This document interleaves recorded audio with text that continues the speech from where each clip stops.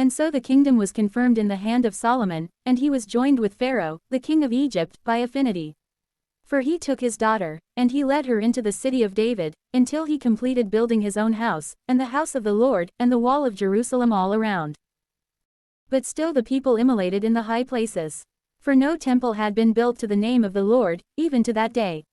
Now Solomon loved the Lord, walking in the precepts of David, his father, except that he immolated in the high places, and he burned incense. And so, he went away to Gibeon, so that he might immolate there, for that was the greatest high place.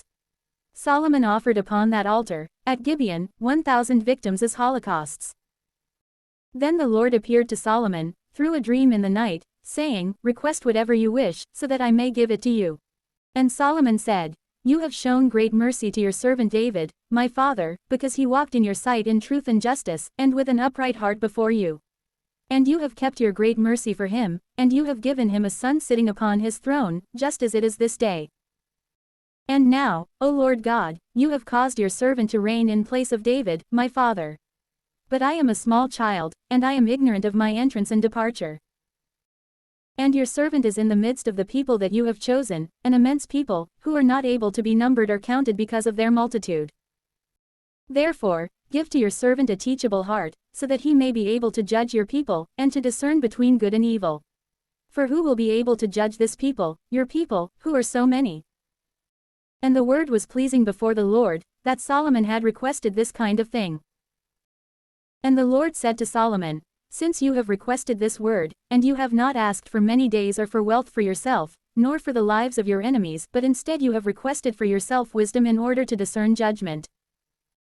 Behold, I have done for you according to your words, and I have given you a wise and understanding heart, so much so that there has been no one like you before you, nor anyone who will rise up after you. But also the things for which you did not ask, I have given to you, namely wealth and glory, so that no one has been like you among the kings in the all days before. And if you will walk in my ways, and keep my precepts and my commandments, just as your father walked, I will lengthen your days. Then Solomon awakened, and he understood that it was a dream. And when he had arrived in Jerusalem, he stood before the ark of the covenant of the Lord, and he offered holocausts and made victims of peace offerings, and he held a great feast for all his servants. Then 2 women harlots went to the king, and they stood before him. And one of them said, I beg you, my lord, I and this woman were living in one house, and I gave birth, with her in the room.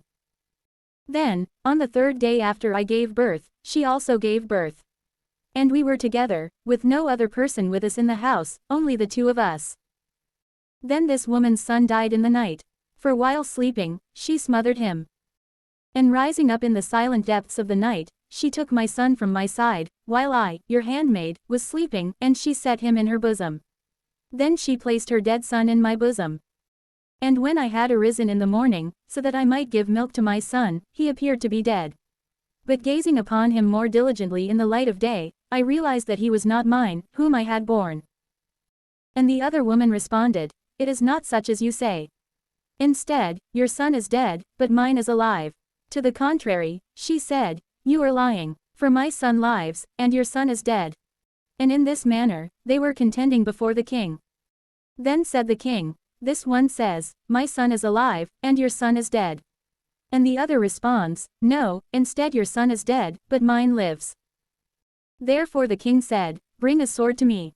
And when they had brought a sword before the king, he said, Divide the living infant in 2 parts, and give a half part to the one and a half part to the other.